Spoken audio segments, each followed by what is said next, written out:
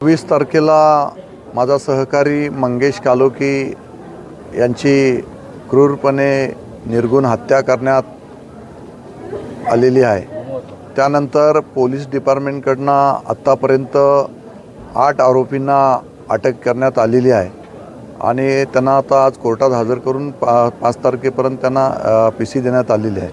परंतु उर्वरित जे 3 आरोपी आहेत ज्यांनी ह्या कटामध्ये सहभागी आहेत त्या आरोपींना अद्यापपर्यंत पोलिसांकडून अटक झालेली नाही आहे। पोलिसांवर राष्ट्रवादीकडून कोणत्याही प्रकारचा त्या ठिकाणी दबाव आहे का या संदर्भात पोलिसांना जाब विचारण्यासाठी आणि या आरोपींनी ज्या पद्धतीचं कृत्य मंगेश कालोकेच्या बाबतीत आपण पाहिलं की आपण त्या ठिकाणी CCTV फुटेजमध्ये ज्या क्रूरतेने मंगेशला मारण्यात आलेलं आहे त्याच्या निषेधार्थ उद्या आम्ही सगळेच त्या ठिकाणी साईबाबा नगर खोपोली ते खोपोली पोलीस स्टेशन असं आम्ही कॅन्डल मार्च मंगेश कालोकेंच्या या क्रूर हत्येच्या निषेधार्थ आम्ही त्या ठिकाणी उद्या काढण्यात येणार आहे।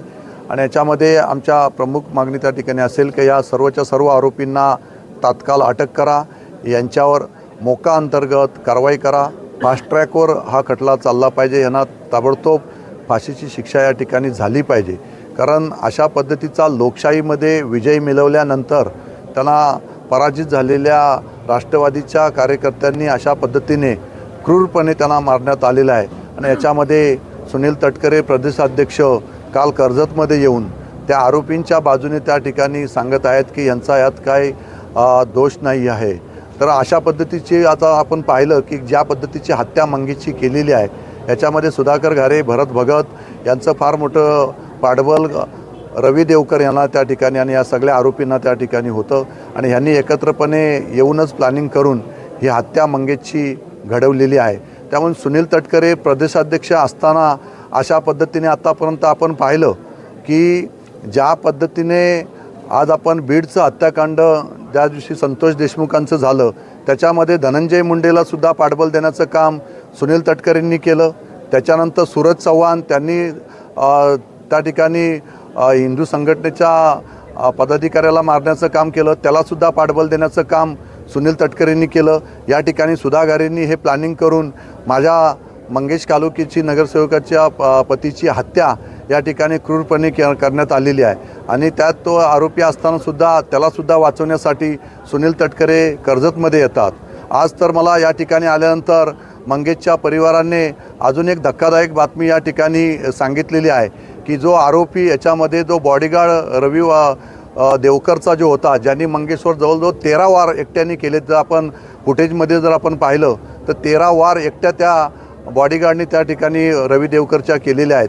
तो बॉडीगार्ड हा वाल्मिक कराडचा साथीदार आहे आणि वाल्मिक कराडच्या बरोबर त्याच्या पेजवर पण त्याचं नाव आहे किंवा त्याच्यात ग्रुपवर तो आहे आणि अशा पद्धतीने तो धनंजय मुंडेच्या याच्यावर आहेत त्या गडावरचे पण त्याच्यावरचे फोटो आहेत, त्याच्याकडचे सगळे आज आता फोटो आम्हाला आज मिळालेले आहेत। तर याचा अर्थ तो बाहेरचा काय त्या ठिकाणचा भैया किंवा कोण नाही तर तो ह्या बीडमधलाच असणारा गुन्हेगार आहे आणि तो तिकडनं वॉन्टेड येऊन या ठिकाणी रवी देवकरने त्याला खास ही हत्या करण्यासाठीच त्या ठिकाणी आणलेलं होतं। म्हणजे हे सगळं राष्ट्रवादी कनेक्शन आहे। धनंजय मुंडे, वाल्मिक कराड आणि आता हा रवी देवकरने आणलेला हा जो बॉडीगार्ड आहे हा सुद्धा त्या ठिकाणी बीडचाच असल्यामुळे त्यांनी क्रूरपणे मंगेशची हत्या करण्यासाठी मध्ये त्याचा सहभाग सर्वात मोठा आहे। त्यांनी 13 वार जवळजवळ मंगेशवर केलेले आहेत आणि अशा पद्धतीचं हे कृत्य हे राष्ट्रवादीच्या कार्यकर्त्यांनी त्या ठिकाणी केलेलं असतानासुद्धा सुनील तटकरेंनी ज्या पद्धतीने आज काल कर्जतमध्ये येऊन त्यांना पाठबळ देण्याचं काम या ठिकाणी केलेलं आहे आणि त्यांनाच परत त्या ठिकाणी वाचवण्याचा प्रयत्न सुनील तटकरे त्या ठिकाणी करत आहेत। आमची पोलीस प्रशासनाला या ठिकाणी विनंती राहील की आपण त्या आरोपींना तात्काळ त्या ठिकाणी अरेस्ट करावी, नाहीतर उद्या कॅन्डल मार्च झाल्यानंतर आम्ही सगळेजण त्या ठिकाणी पोलीस स्टेशनलाच बसून राहू आणि जोपर्यंत आमच्या आरोपींना अटक केली जात नाही त्या आरोपींना तोपर्यंत आम्ही तिथनं हलणार नाही। कारण आता आम्ही वरिष्ठांनासुद्धा त्या ठिकाणी शिंदेसाहेबांनासुद्धा कळवलेलं आहे, शिंदेसाहेबांनीसुद्धा सांगितले की यांच्यावर मोका अंतर्गत कारवाई झाली पाहिजे, फास्ट ट्रॅकवर हा खटला चालला पाहिजे आणि ह्यांना स्पेशल PP आपण नेमण्यासाठी सांगितलेले आहेत। परंतु ह्या आरोपींना सगळ्या आरोपींना अरेस्ट झाली पाहिजे, यांना वाचवायचं काम जर वरिष्ठ राष्ट्रवादीचे वरिष्ठ नेते जर करत असतील तर शिवसेना त्या ठिकाणी गप्प बसणार नाही.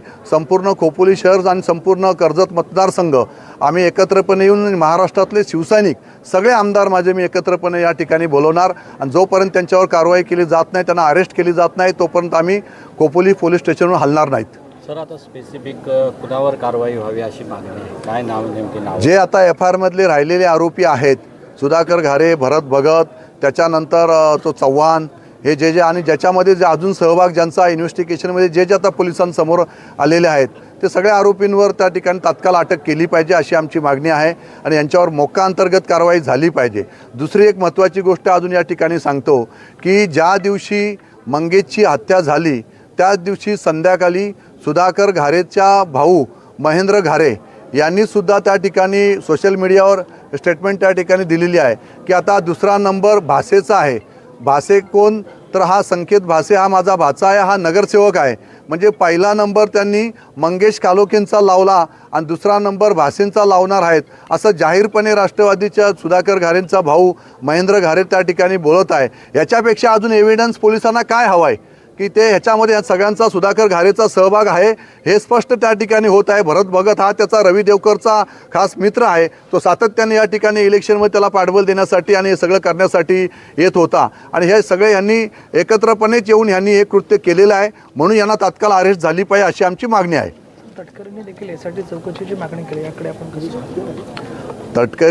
तटकरे हा खोटा माणूस आहे, त्यामुळे तो खोट्या मागण्या सगळ्या करत बसणार, परंतु तो करणार काही नाही. त्याला पूर्णपणे त्याला हे त्या ठिकाणी त्याच्या लोकांनी केलेलं कृत्य जे आहे ते त्याला राजकीय दबावापोटी त्यांना दाबायचं आहे, परंतु ते आम्ही दाबून देणार नाही. ही लोकशाही आहे आणि आम्हीसुद्धा सत्तेमध्ये त्या ठिकाणी आहोत.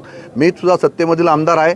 माझ्या लोकांची त्या ठिकाणी माझ्या कार्यकर्त्याची हत्या होत असताना त्या ठिकाणी आम्ही गप्प बसणार नाही. तटकरेंनी किती जरी प्रयत्न त्या ठिकाणी केला तरी ह्या आरोपींना जोपर्यंत सजा होत नाही तोपर्यंत शिवसैनिक आम्ही सगळे शांत बसणार नाही आहोत.